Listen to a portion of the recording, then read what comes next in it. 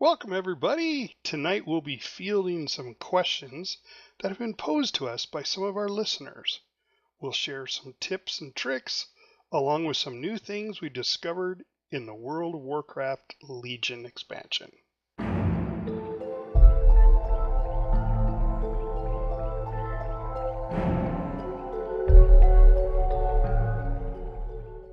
Hey, everybody! Sit down around the hearth, grab a frosty mug of ale.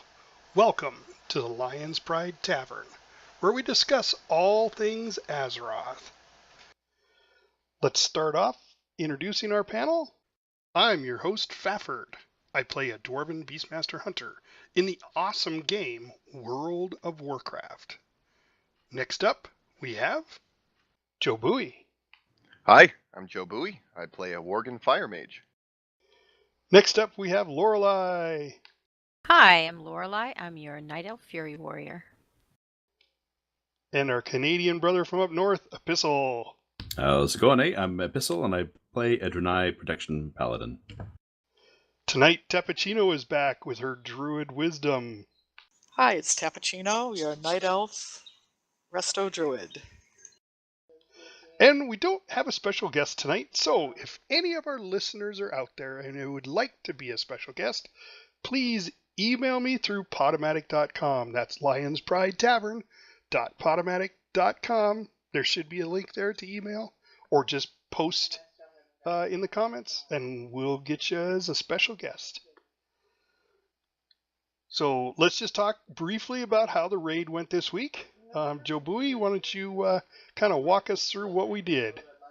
Well, we tried out some heroics, but what we ran into was people weren't doing the mechanics quite right, and it was wiping out the raid. So after trying that out a couple of times and realizing we weren't going to really make very much progress because they still weren't quite doing the mechanics exactly right, we decided to go back to normal, and then we just walked through a bunch of the normal. Our DPS was great, our healing was great, the tanking was on slam, and we burned through, I believe, 3 of the bosses before we ran out of time that night.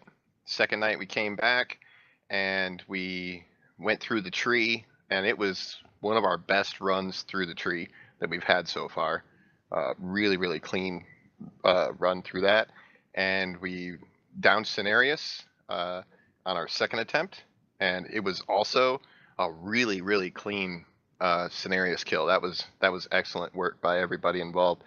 And then we came pretty darn close on the final boss there, but on Xavius, but didn't quite make it through. I think everybody's still kind of learning a few of the ins and outs on that boss and when to do timing things. We did have a little help on our previous Xavius kill, and for this one, I think it was kind of a progression thing, but I think we'll get it next week. Well, I just want to clarify, though, that we got Xavius down both times under 10%. We just didn't quite have it, but I honestly believe, like Joe Bowie said, that we're going to get her next week. Anybody got any comments on that, Lorelei?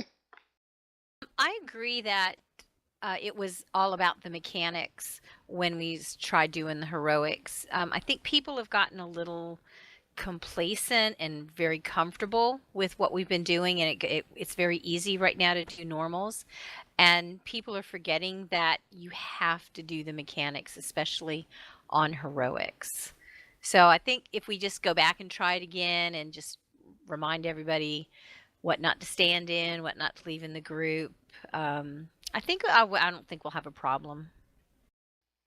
Yeah, I think that's a really good idea. I think we'll just keep trying that. We'll do a couple of polls on heroic, and if just kind of like, not like I did the first time where I just threw us into it, but give us a couple of polls and see what we do, and then move on from there. Epistle, what did you think of the tanks? Yeah, it was a little bit of a lesson in humility, wasn't it? It surprised me, though, when you get to, as Lorelei is saying, you just sort of fly through and can get away with a lot of errors in normal. When you do it on heroic, you start to see the errors. And so when we actually shifted back to heroic, I noticed that a lot of people were missing the mechanics. We just had, we had enough wiggle room because we had enough heals and DPS to make it work despite that. But it's, I think it's definitely was worth us trying something more challenging and to keep it interesting like that. So, Tap, do you think the same thing? Do you think just with a couple more weeks of trying it out, you think we'll get her? Oh, absolutely. If you mean on heroic, starting that, yep, eventually we'll get there. As far as Xavius, the healers are learning more about what goes on in the dream state and about, managing the corruption. So I think in a week or two, if even that, we'll get her down. Yeah, I did notice that I got into the dream state a couple of times where that first time when we got it down, when we had our ringers in, it seemed a lot easier, and I never got into the dream state. So it was interesting to see it from the other side because I hadn't seen the dream state. It's pretty simple, but there again, very important to kill those ads and keep them away from the boss. I think we did pretty good. Let's talk a little bit about how to get attuned for Karazhan. Now, if our listeners don't know, Karazhan is a dungeon that you have to do a bunch of mythic runs. First off, you have to go to Khadgar and get the quest before you start. That's important. Yes, it is.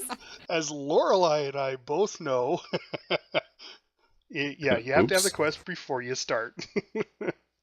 So, Joe Bowie, why don't you just walk us through, and have you been in Karazhan yet? I have not been in, but I am attuned at this point. You start off with, you have to do Halls of Valor Mythic. You don't have to do Mythic Plus or anything like that. Just standard Mythic Halls of Valor. First, you have to get the quest. Yeah, get the quest, right. And then you do Halls of Valor Mythic because I believe you have to kill Skovald, which is the second to last boss. So you don't even really technically have to finish it. You just have to finish up to Skovald at the very least. Yeah, and he's the easier one. Yeah, and so once you complete that, you'll get a new quest from Khadgar that now sends you off to do 3 more mythic dungeons, which would be the Vault of the Wardens. You have to do Blackrook Hold and the Violet Hold. And once you do those 3 mythic dungeons, then you will get a series of individual quests, which you can do as a group. I don't think you can do it as a raid group, but you could do it as a party. And you can go and complete those quests. They all take place just outside of the Karazhan entrance, which at the top of my head is just, I cannot remember the zone. It's east by southeast of Stormwind, but I can't remember the name of that. So there's between Duskwood and Swamp of Sorrows. Yes, Deadwind's Crossing. Deadwind Pass. Deadwind Pass. There we go. Deadwind's Pass. Yeah, and they all take place in Deadwind's Pass, or Crossing, or something like that. Yeah, they and you basically, there's just a few quests you have to complete there. And once you've completed those quests and you're attuned, and you'll be able to go in and do the new Karazhan Mythic Dungeon. Someone pointed out to me that there's actually a portal in Dalaran down below that you can take a portal directly to Karazhan, so you don't have to go the slow way like I did. Oh, really? I didn't know that. Oh, well, where have you been there? Do you know exactly where it's at? Well, you know how if you, in order to complete a number of quests in Legion, you have to go to the center portal that takes you below within Dalaran, and that's where you get the Pillars of Creation quests completion, where you hand them in. If you go just down the ramp further below, there's a number of portals to go to different locations. And Karazhan is one of them. Yes, indeed. Oh, that's cool. I did not know that. See? We're learning already. There we go. There's one of the things about when you're doing those the final quests there down in Karazhan, one thing to note is a lot of it takes place kind of under Karazhan there. There's a few entrances that lead down into like tomb cave like areas, and pretty much most of it takes place under there. Just a little heads up to our listeners, that if you're looking for hey, where do I go? Because it's showing some marks on my map. Find those entrances on the ground. They're stairwells that lead down, and everything pretty much takes place down there. Yeah, that's a good point. I remember when I had to do those quests, I didn't realize there were 2 openings to go underground. There was if you're facing away from the building, there's the one on the right and the one on the left. So that's a really good point. All right, Lorelei, you got anything? You've ran Karazhan, haven't you? Not the new one. No, I just finished all my attunement quests today, as a matter of fact. We've actually went in there a couple times into Karazhan. Remember, before you go in, you want to get your quest Fragment of the Past from Khadgar. Don't forget to talk to him again. And it's very difficult. It's not just it's more like Mythics on steroids. It seems at some point. There's a lot of mechanics. You have to pick up 5 fragments. That's what the quest is. We were able to get through the boss at the Opera House. Mm-hmm. That's right. And we got this. Oh, we didn't get the second one, but we got the fragment. Oh, wait a minute. Yeah, due to a rogue who is willing to go and grab it for us. Yes, the fragments that you have to pick up, sometimes you have to get it off the boss or near the boss, but the one after the Opera House was in with that big crowd of people that are watching, and our rogue did go in there and hit out and was able to press on the fragment, and everybody got the credit for getting it. So that was a good little tip there for getting that fragment. I've been in there a couple of times now, and so I've got to see Westfall Story. Didn't get that down, but did see Beautiful Beast and got that down this week. Then we went on to Maiden of Virtue, and I remember it from the good old days. It didn't tank it at the time, but they've kept it complex enough that if you're not really ready for Mythic raiding and not watching your step, it's a fairly unforgiving fight. One of the ways that I've heard the new Karazhan dungeon, although it's a mythic dungeon technically, described is it's not so much a mythic dungeon as much as it is a 5-man raid, and a tough one at that. It's challenging. It's a lot of fun, though. I mean, it really tests your skills, and it's a good time. Makes you think, makes you watch your feet. That's something we always say is don't stand in stuff. Well, it's really true regardless, but really test your skills there as well. So let me ask the 2 of you, is it worth all the work? Absolutely. Well, I learned to raid in Karazhan originally. That was what we did all our raiding on, and so for nostalgia alone, it's fun to go back in there and enjoy it from that perspective. But I love the challenge. It was a complex and interesting challenge, and I always love that. I don't really think you get like extra special gear or anything like that, from what I understand. But it is a challenge, and it's a lot of fun. We have a chance for at a higher roll on gear. I think what is it, 855 base that drops, so it could go higher. Yeah, that's right. There's another thing too. I mean, like, I personally, I know that a lot of our listeners and a lot of our people on our panel and whatnot also like this, but there's a particular mount that they've put in there, that dragon mount, the smoldering something or other. That mount looks fantastic, and it's just an amazing looking mount. It reminds me of the Icebound Frostbrood Vanquisher from the ICC days, only with fire instead of frost. And it's a tough one to get. I know you have to do very special things to get it. You have to beat some timers and all that sort of thing. But personally, I wouldn't mind getting a group who gets comfortable enough that someday we could obtain that mount, because that's a glorious mount. Sure is. I've got Adamant's original mount. I'd go for the other one. All right. So one of our listeners did contact me, and he had some specific questions for us. One of them, he wanted to know, because he's got a mage, and so he wanted to know how Joe Bowie was able to do as much damage? That's a really complicated question. So one thing I want to pose each and every one of us, because we all have different rate classes and so on. But we'll start with Joe Bowie. What is the one thing that you think is the most important thing that you have to have for a fire mage to be, a relative member of the raid group, so you're not always at the bottom? Because I know how it is. I've been at the bottom of that list a dozen times. I hate it. I feel like everybody's carrying me. What is the one or two things that you would say to somebody as a fire mage they need to do or need to have? That is a really tough question to really pin down.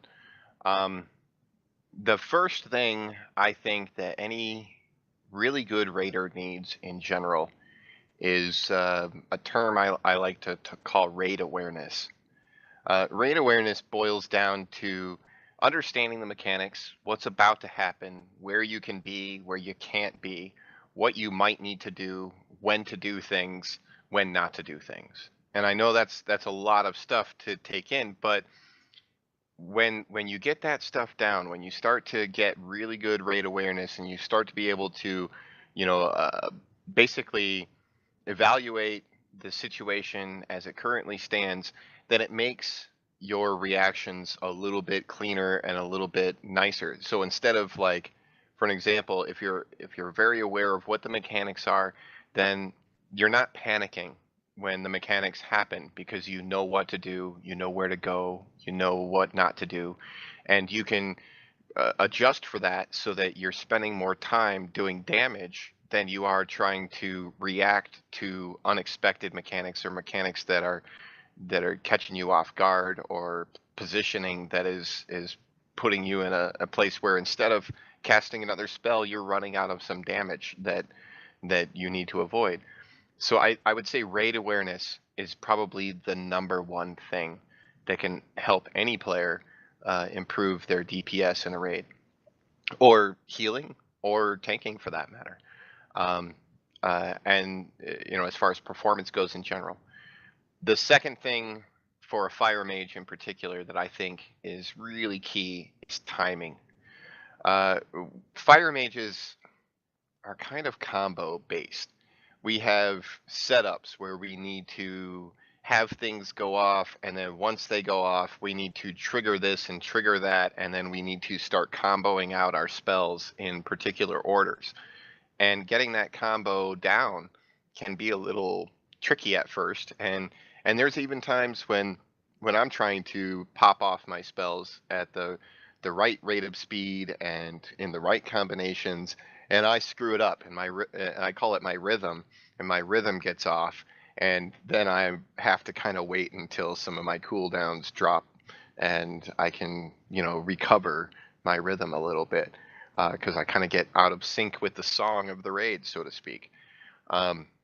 So I would say that for fire mages, really, a lot of it comes down to that rhythm, where you're starting off, where you're pre-firing, when the countdown is at 2 seconds, then when it's at 2 seconds, you pop your potion that you're going to be, you pre-pot, and then immediately after that, you start casting a fireball, and then you can kind of trick that fireball by hitting a combust, so that when your fireball hits a guaranteed critical, so then you can fire blast it, and then pyroblast, and then fire blast, and pyroblast, and flame on, then pyroblast, and so there's this big combo thing that you want to chain stuff together and really get it all popping at the same time. And like I said, if you get out of rhythm, it can totally mess with your DPS, and that's a hard thing to get down. But I think once you get it down, it can go pretty well. All right, Lorelei, as a Fury Warrior, you got any advice for warriors? I would say to do your research. What happens to me every expansion is I start looking at only one place, and I've been looking at Mr. Robot right now, and it's not working for me, the suggestions. My DPS is much, much lower than it should be. And so I start looking at everything that I can find on the internet. So right now I've decided to change out some of my stats and go with something that I know's worked in the past. And I'm working on some rotation changes. So hopefully I'll see a difference next raid. But I think for me, the thing is do research and just look in as many places as you can. I agree with Joe Bowie that a lot of raids, it all comes down to watching where you are and figuring out where you need to be in the next few seconds. And then you can maximize your DPS by, as he said, being smooth with your rotation and knowing what you need to do next. And that again comes with extra research. And that's just what I try to do. And I know that it's frustrating for me right now, but I'll get my DPS back up again. It always happens this way. I always go through the same thing, but I get it back where it needs to be eventually. How about a pistol as a tank? Definitely agree with what's been said.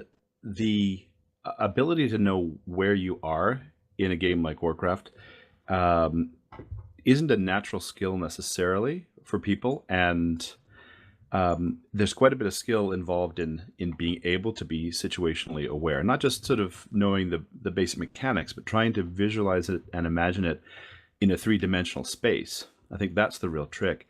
So some people who are new to the game don't naturally, change angles.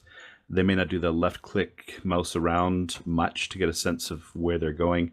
A great tank trick, of course, is always to be looking in one direction, knowing you need to go in the other direction, move the camera around, use two fingers, two mouse keys rather than one to then move forward. I mean, you can always adjust your interface, but if you're not able to at any moment sort of know where you are in this digital 3D space and then know how to move exactly where you want on a dime, for tanks, sometimes that's make or break. That's live or die in some situations. So you've got to be able to be increasingly developing that skill.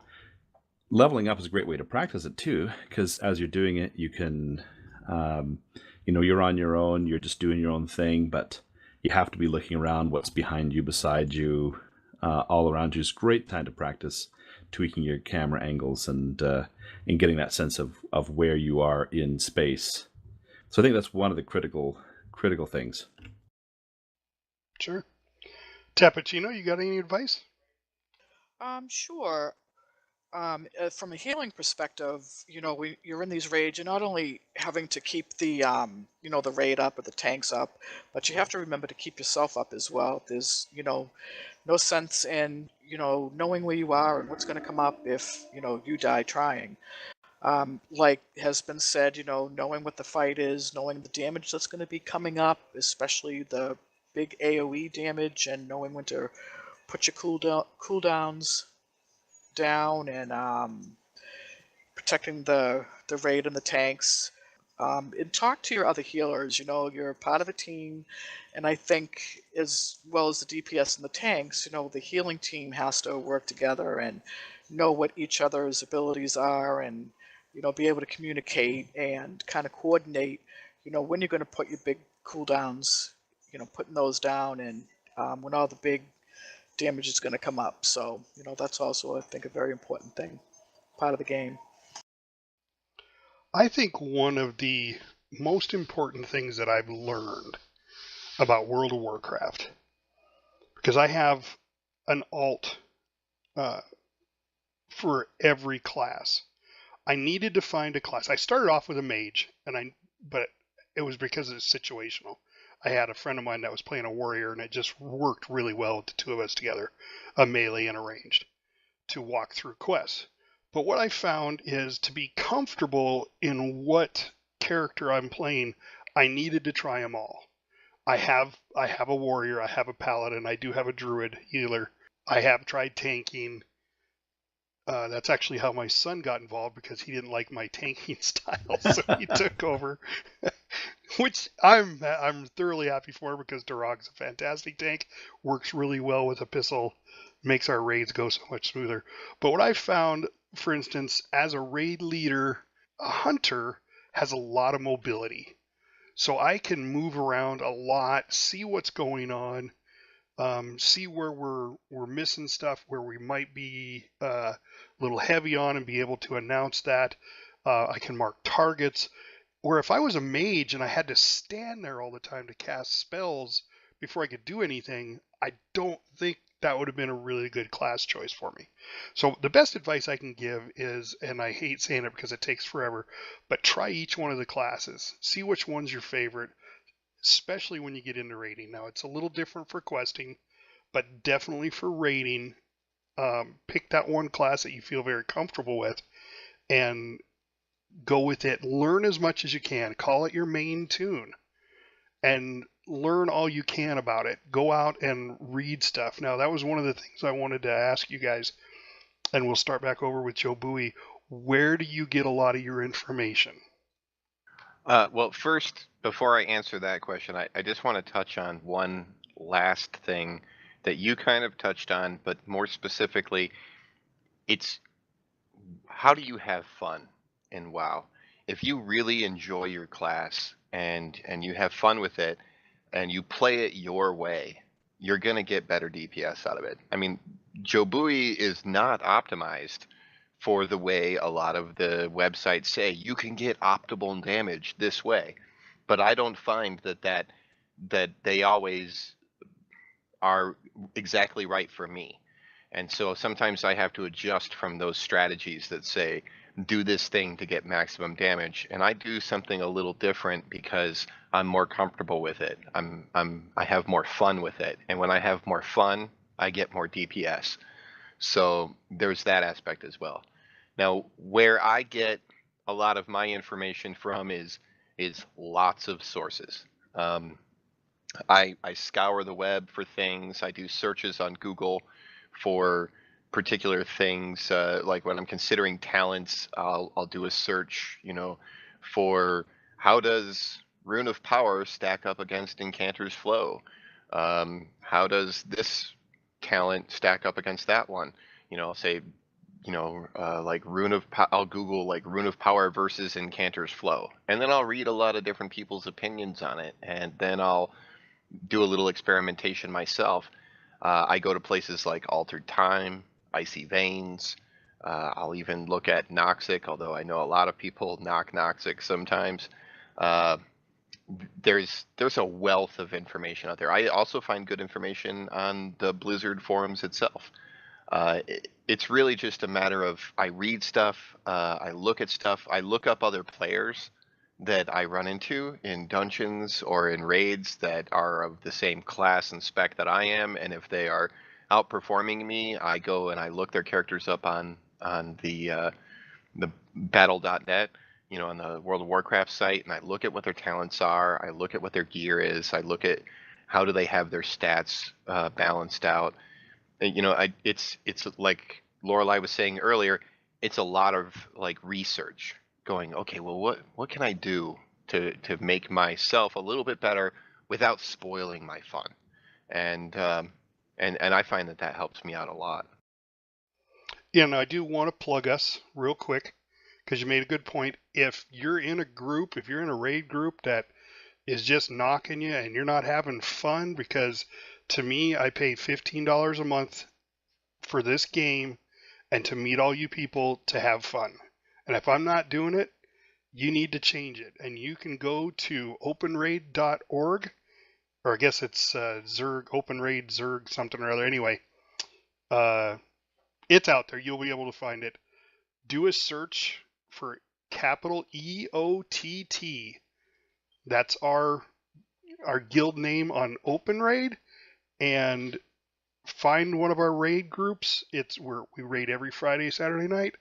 Click join. Now, I may not get you the first time, but if I see you repeatedly keep trying to join us, definitely in a little comment, say that you listened to our podcast and you heard it here first, and I will try to get you in. So, Lorelai, how about you? I agree with pretty much everything Joe Bowie just said about finding different sites. I will go on YouTube. I spend a lot of time just Googling things on YouTube and looking at different warriors and what they're doing. Sometimes it works, sometimes it doesn't. And I've also asked people that I've been in LFRs with or other places, if I see them doing really well, I ask them, what are you doing? And most of the time they talk to you and they'll let you know and they'll have a little conversation and that helps. But I agree that it's a lot of research and I I don't really I want to say I don't really stress out too much if my DPS isn't where it's supposed to be. I mean, I really would like it to be, but I've learned that I also have to do what works for me. And, sometimes what Icy Veins says or Mr. Robot says doesn't work for me. And I have to find my little niche in this game and just hope, that I figure it out. And I usually do. Okay, fair enough. Epistle? Just falling off a mountainside there. Um, Been there, done that. just getting safe.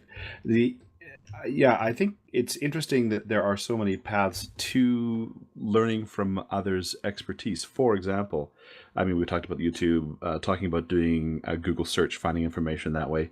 Um, I'm trying to remember a little while back, Joe Boy, you were helping somebody by going to their garrison and watching them do their rotation, which I think is also a splendid way to be learning, because then it's not just a case of let me talk to you from afar, but let me actually observe your tune as it's playing and give you some advice. I mean, it's limited in terms of what it can do in some ways, but it can be really, really helpful in other ways.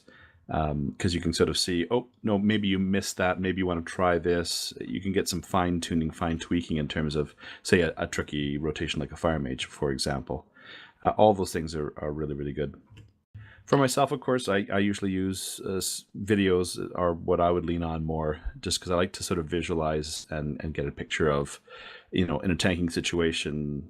Yes, you could say you tank in the far right, but what does that look like, and how do you set up your camera angle, and how does that pull flow? I like to see it more than just to sort of to read it. Yeah, I actually remember that instance that you're talking about there. Jalexi, our special guest from last week, is a mage in our raid group, and she had been struggling a little bit with her DPS and had asked me for some help. And I'm always eager to help out other raid members if I can. And so I said, well, let's go take a look. Why don't you come in here and attack this thing and let me see what you're doing. And I sat there and watched her play for a little bit so I could get a feel for where she was going wrong or what she could optimize. And that really, she really kicked it up a notch after Because I we. remember, yeah, it was a big bump. Yeah, well, we figured out some key areas that her rhythm was off, and some talents that she could change a little bit that actually made things simpler for her. She was trying some of that, the hard route, the optimized route, and I was like, well, maybe if we change this, it'll make it easier for you to get good numbers instead of getting perfect numbers. And she made those changes and got used to them, and her DPS shot through the roof right after that. It was great. Yeah, it was a huge improvement. Awesome. So, Tap, where would you go and look for information to help you out to become a better druid healer? The places I like to go, Icy Veins is one of my favorite places. Wowhead sometimes, and World of Warcraft forums can be useful, but I don't think they're as useful for like learning what your spec is and what your rotation should be, and such as things like that. But it can be a good way to get ideas on trying different things. Right now, for instance, there's this haste versus mastery thing with at least druids anyways, where Ask Mr. Robot is saying, hey, put all this stats into mastery, but everybody else is saying haste. So just by checking them out and checking like Icy Veins and some little bits and pieces I get here and there just by searching around and doing some research on the internet, I've got a couple of builds I've working on right now, one haste and one mastery, and I'm just gonna try them both and see what I think, how I feel it's going to work for me. I think like Lorelei had said, it's not just doing the research and taking the advice or trying different things, but what works best for you as well. That's probably even more important. All right. Yeah, fair enough. So that brings up a really interesting question I just thought of. So we all use Pawn as an add-on to help us, Oh, you that one know, too. to help us quick look and make sure that we're, where we need to be. Now, Joe Bowie's kind of showed us, and he's talked about it in the past, about how to change the stat weights and stuff. Do you guys ever go back and tweak those specs, those stat weights, just a little bit more to change things? Or do you kind of specifically stay with the AMR or the Icy Veins stat weights? Joe Bowie? I I've done a little bit of both. I've messed around with the stat weights here and there, but what I ended up ultimately finding is that there's basically one secondary stat that is going to be the primary stat for at least for Fire Mage, which is critical strike. And then from there, it's kind of a wash, despite the stat weights from the theory crafting saying that, you know, versatility is better than mastery, or that haste is better than mastery, or that mastery is better than haste and versatility, depending on what you're targeting. And so what I've personally found is that because I'm going for a single target situation as opposed to an AOE situation, I know that mastery is best for AOE, and I know that haste and versatility are better for single target.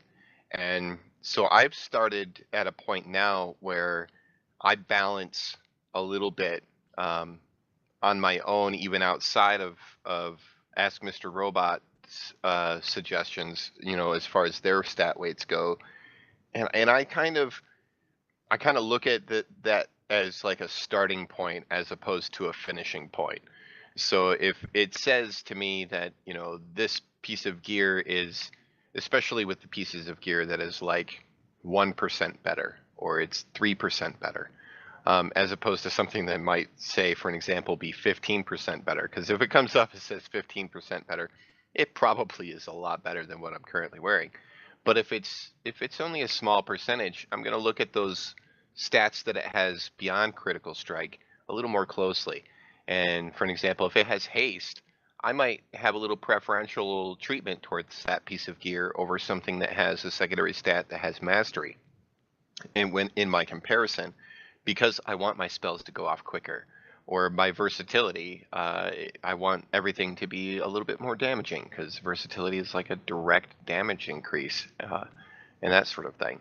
So, like I said, it's basically a starting point, not a finishing point, and it comes with a little bit of an understanding of how those stats will affect my tune and how I'm personally trying to set my tune up.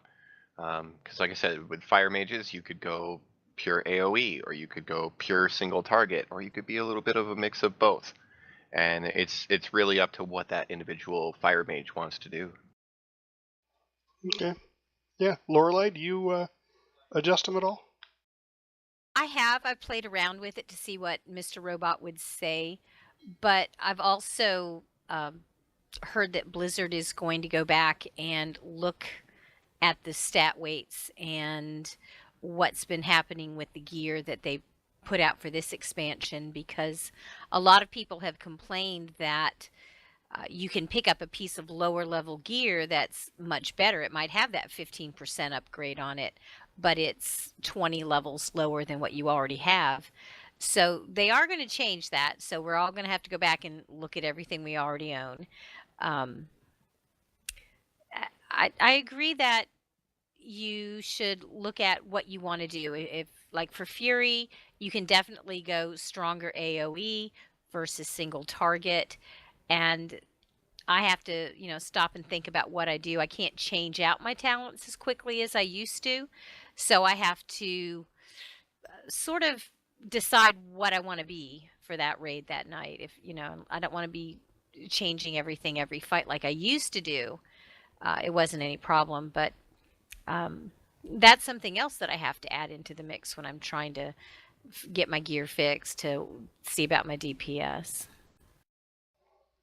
Okay, fair enough. Pistol. Yeah, I've been using Pawn, I've played with the stat weights a little bit, but only on my tank. I haven't got to that level of detail with my my other tunes. I do think the eye level issue too is another thing we could. That's a rabbit hole we could go burrowing down for a while. But short version is yes, I've got a trinket that I use that's like an 825 trinket, way below everything else I've got. But it's still way better at mitigation. Prevents 50% of all incoming damage for 15 seconds. What more could you want as a tank? I use that thing far more than any other trinket that might be an 870 trinket. So I think people get thrown off by eye level and think the bigger number is better, and I think that's a distraction. Yeah, that's a good point. Tappuccino. Well, I'm actually glad to hear that they're doing something about the gear. I use Pawn, and I messed with it a little bit because, again, with that mastery taking over haste, I wanted to, have the build with the haste over mastery. And, just the gear that seems to be dropping for this tune is more geared towards the mastery. So I'm glad to hear they're going to be kind of fixing that. And I don't know if that's going to mean, having to change the spec all over again, but I guess we'll see. So I'll be looking forward to that change and seeing how Pawn and, Ask Mr. Robot fare with it. Well, listening to you guys, I think I might have to go mess with it because I guess I'm the only one that hasn't. So I set mine as AMR to begin with, and I love it for its quick glance, but I haven't messed with it, and I noticed that my DPS has dropped and dropped and dropped, and I know it's not all about DPS, but there again, I have to take into account I watch a lot of stuff, I do a lot of things, so when I do that, my DPS drops off a little bit. Speaking to the the changes to the secondary stats, I know that's planned for 7.15 is the in between 7.1 and 7.2, and that's where they're planning on doing the revisiting of the secondary stats. And from what I read, they essentially said that they want to try and balance it out so that the secondary stats on things don't play such a dramatic role that you have to pass up a higher item level piece of gear because your low item level piece of gear is going to give you more optimal stats. They're basically, I guess, trying to level the playing field on the secondary stats a little bit so that you're not stuck with just having to choose only items that have, for a mage, your crit and mastery, or crit and haste, or crit and versatility, or something like that. They're trying to make it so that you can accept that new piece of gear and it will still help you bump up and be more powerful without having the perfectly optimal stat weights. Well, if this is true, then those of us who tend to kind of squirrel away a lot of gear because it's got a high eye level may discover after that there are some gems in their bank. That would be nice. Yep. Yeah, I may have to go through my item restoration list after they do that. Ooh. Well, I think right. they said that they weren't going to make it so that the gear you have right now just becomes obsolete. I think they were going to change it on the gear that you have. Well, that's a little more what I meant, though. I've got a number of pieces in the bank that would have a much higher eye level, but using ones that are lower because of that secondary stat preference. So when it switches, I'm going to have to dig back in my bank. Right. And as an enchanter, I disenchant a lot of things, so that's why I'm happy they have the item restoration in case I need something from there. So one of the questions I had was, did anybody notice there's a new little green arrow on the items when you get them, if they're supposed to be a better item or not? In your Oh, bags? you mean My when you bags. turn in the quest? Well, in your bags, I noticed that we were raiding and I got a drop and I went in. Now, I don't know if it's Pawn doing it, or if it's something Pawn. Blizzard doing it. No, it's But- Pawn doing it. I haven't seen that yet in my bags. I know I've had gear that's been an upgrade, not much, but at least one piece. Well, typically you had to mouse over the gear to Nice. see whether it was better or not. Now, I noticed just looking at it in your bag, there's a green arrow on the actual icon in your bag. Anybody I else see seen that? in mine. Nope. Yeah, I've seen that. I think it's a new feature on Pawn. See, it makes sense because I think Pawn updated this last week, and I didn't see it the week before. Yeah, I don't see it when I go to collect a quest, and what it does is it has a little arrow if it's an upgrade, and it has a little coin if it's something that sells better than the other piece. So if you can't use it at all, you can at least sell it for more gold. Now, I've seen that, when turning the quest in, but I have yet, like I said, I haven't seen it in my bags. So I don't know why. Interesting. All right, so we're going to move on to another question about your alts. Are you leveling an alt tune? And how do you feel your leveling's going? Is it faster, slower? Are you getting gear faster, or what? Joe Bowie? I have leveled up 2 alts so far, and I'm now working on a third. I've done a Fury Warrior, a Havoc Demon Hunter, and I am currently working on my Marksman Hunter. The getting my tunes to 110 did not seem dramatically difficult. It seemed, I was familiar with the zones. I was familiar with the quests from having done so much of it with Joe Bowie, and it went really smoothly with all of them. The one thing I will note about that, and it was a mistake that I kind of made on my warrior, was I had done a different path of which zones that I decided to do first, and I had so much rested XP that I didn't end up needing to complete the last zone that I had gone to, which in this case was Valshara. And the thing that came up about that was later the class hall quests ends up sending me to Valshara as part of the class hall quests. So I had to go through and do a number of the Valshara zone quests in order to complete that class hall quest. Whereas in my previous tunes, I had done Valshara earlier on and had completed the quests in that zone. And there was no need for me to go do any cleanup quests to finish the class hall stuff. So on that note, I would recommend that Valshara be included in some of your earlier zone work when you are leveling from 100 to 110. But after that, with the existence of world bosses and the ability to get world quests right away, having a main tune who's already done that stuff, and as well as the ever popular and super useful Flight Master's Whistle, I basically was able to do a number of world quests, kill a world boss, and I ended up doing a couple of dungeons, I think, but went from the questing gear up to about 840 item level in a matter of hours, and that was fantastic. All right, Lorelei? I've leveled up a Shadow Priest, and it did go much faster the second time around. I did do a backwards zone questing area. I started with Lorelei at Stormheim, and I started with my priest in Azuna. And once I got the world quests, first ones I got were over in Stormheim, and I had a really hard time with that one because I didn't have the grapple gun yet. So I had to stop and just do quests out there until I got that grapple gun so that I could complete things. I think it's sort of easy. I've been running her in a weekend raid, doing normal Emerald Nightmare just to get some better gear and try her out and see how she's going to work. I really haven't ever raided with her very much, and I'm enjoying that.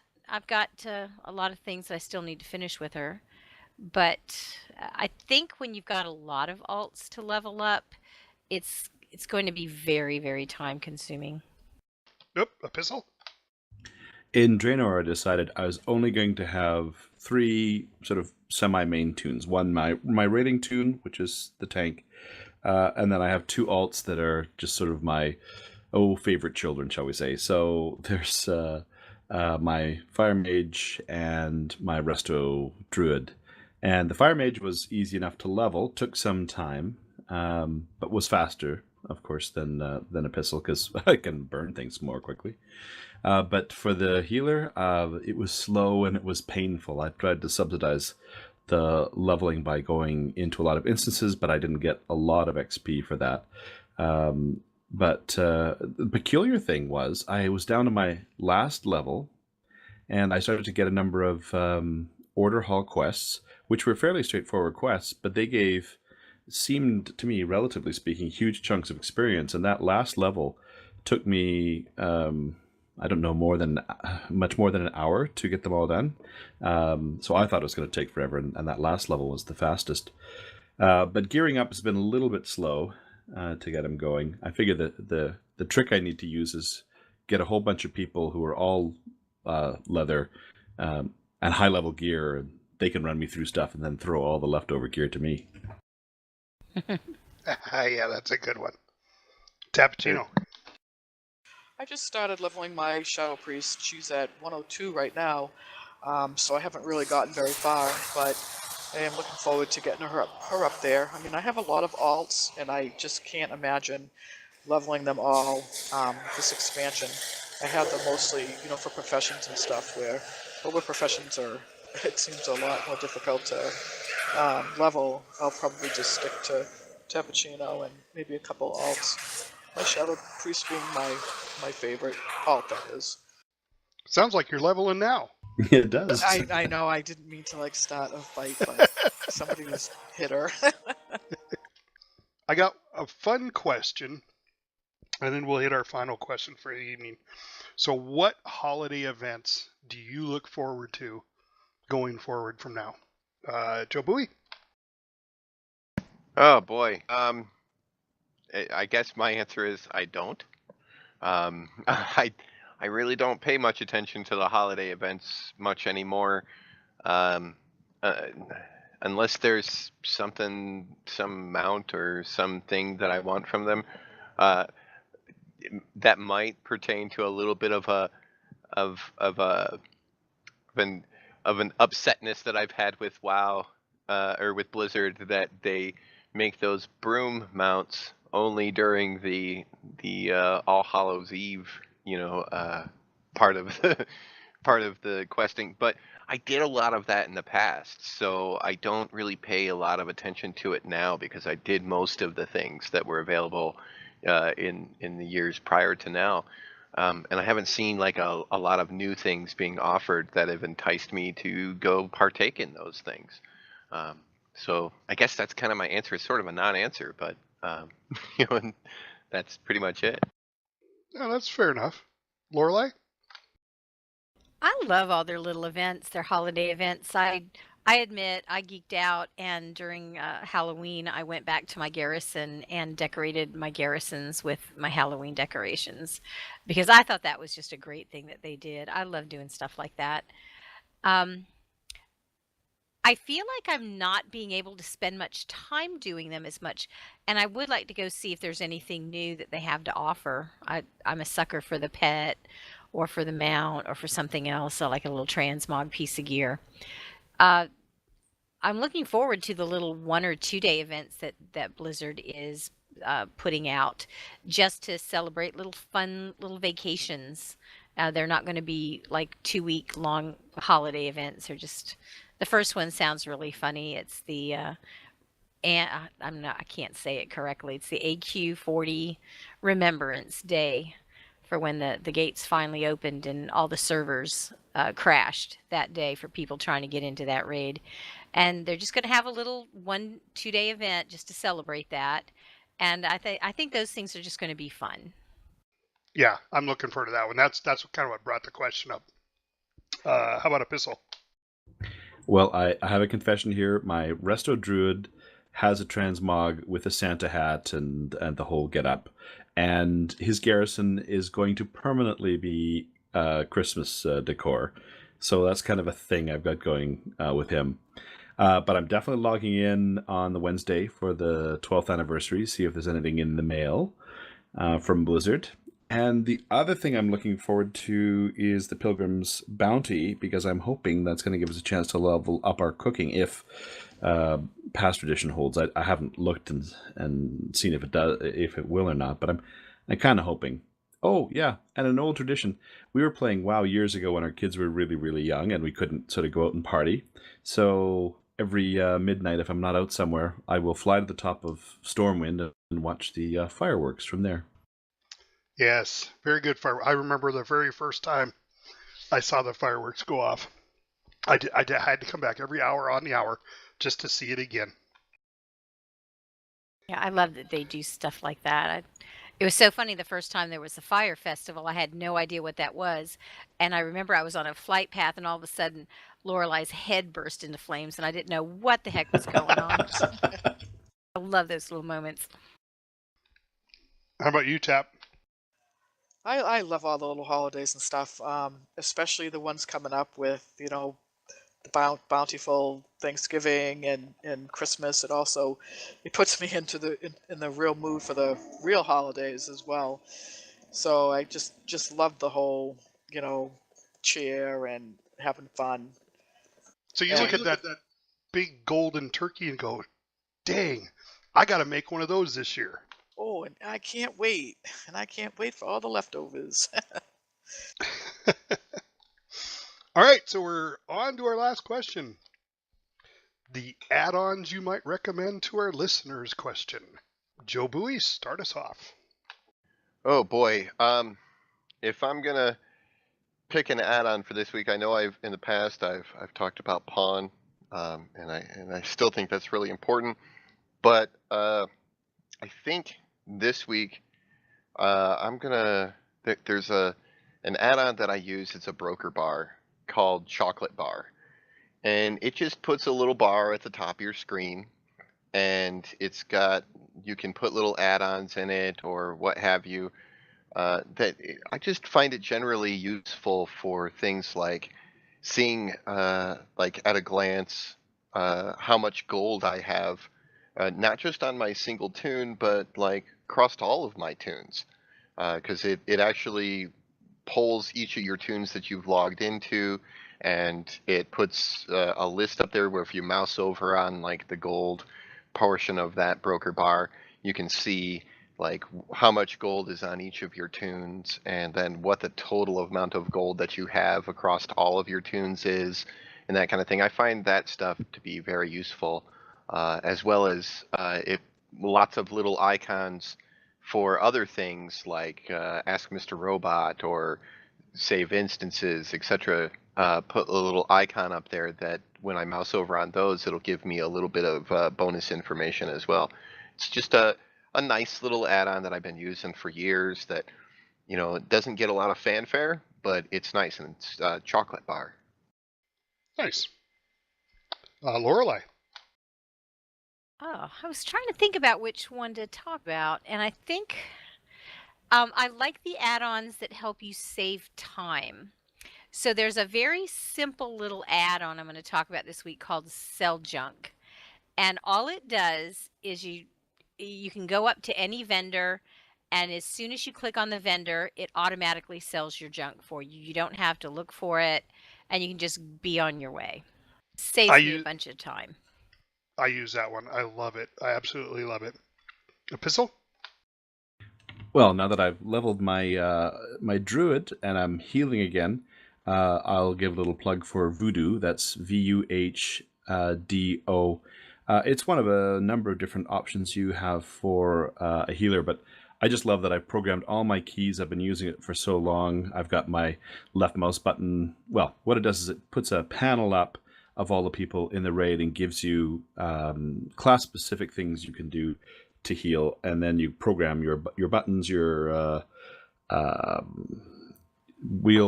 mouse wheel, or other keys that you can then customize exactly what kind of heal you're going to do. So I've got it down to shift keys, shift left mouse keys, which means that at a glance I can keep aware of my surroundings, and then the center of my screen has all the healing for all the characters in the raid that I need. What I even like about it is if you're mousing over somebody and they're grayed out because they're out of range, they'll give you an arrow, a directional arrow, to let you know where they are. So occasionally that's given me just enough time to sprint over and heal somebody just in that nick of time. So very useful healing add-on. And Voodoo is very, very powerful too. It's got a lot of good custom setups on it. Tappuccino, how about you? Well, it's funny, each week at this time when we start talking about the add-ons, I always find myself going to Curse and adding on what I just heard about, and this week it would be Sell Junk. That sounds like a very handy add-on to have. I think my plug for this week, though, is going to be GTFO. I know it's a very common one, and people have heard of it, but, you know, sometimes you come across people that haven't. It's a great little add-on. It's annoying as hell, because if you're standing in something, it tells you very loudly and very consistently until you move the heck off of it. So I think that's going to be my plug for this week. It saved my butt quite a few times, and I'm sure that of other people. Yes, I highly agree. Everybody should have GTFO along with DBM, which is Deadly Boss Mods. GTFO is one of those great ones where if you're on a kind of a pinkish floor and a pinkish pool gets under your feet and you can't see it, it starts giving you the bells and whistles and you're like, what's going on? But once you learn, you're just supposed to move. Meh, meh, meh. And I don't know what Blizzard has with putting purple on purple, but that drives me crazy. Oh, I know, Very right? effective. Having that add-on. All right, so the one I've got that I'm going to recommend this week is if you have lots of tunes and you want to know stuff about them, or maybe you put your guild tavern on one of your tunes, you don't remember which one. Altaholic. Altaholic, you have to log into every tune at least once, but then from then on, anytime you go to that tune, any changes that are made to your bags, anything like that is put in a database. So you can actually search. Now, it's also across not just the realm you're on, it can be across all realms. So if you sent your guild tabard again, you sent it to a tune on your buddy realm, and you couldn't remember what tune you sent it to, you can just search Guild Tabard, and it'll show you every Guild Tabard all your tunes have. So you can go, oh, it's on this one, and you can go get it. It's very, very powerful. It's got reputation. It's got everything. It's an amazing, amazing add-on. So if you haven't heard of it, go check it out, Altaholic. So everybody, thank you so much for coming this week. We'll try to get another special guest in. Thank you, listeners, for listening to us. Keep that feedback coming. We love to answer questions on the air. Everybody, thank you very much. Thank you. you. See everybody Thank you, next folks. week. See you next week. If you like this podcast, throw us a like and subscribe to our channel. And please, leave comments or questions below. Maybe we'll answer them on the air next podcast. We are hosted on Podomatic.com. Our website is lionspridetavern.podomatic.com. Our podcast also airs on iTunes for Apple users, Google Play for Androids, and YouTube. Just search World of Warcraft Lions Pride Tavern Podcast. See you next week, and thanks for listening.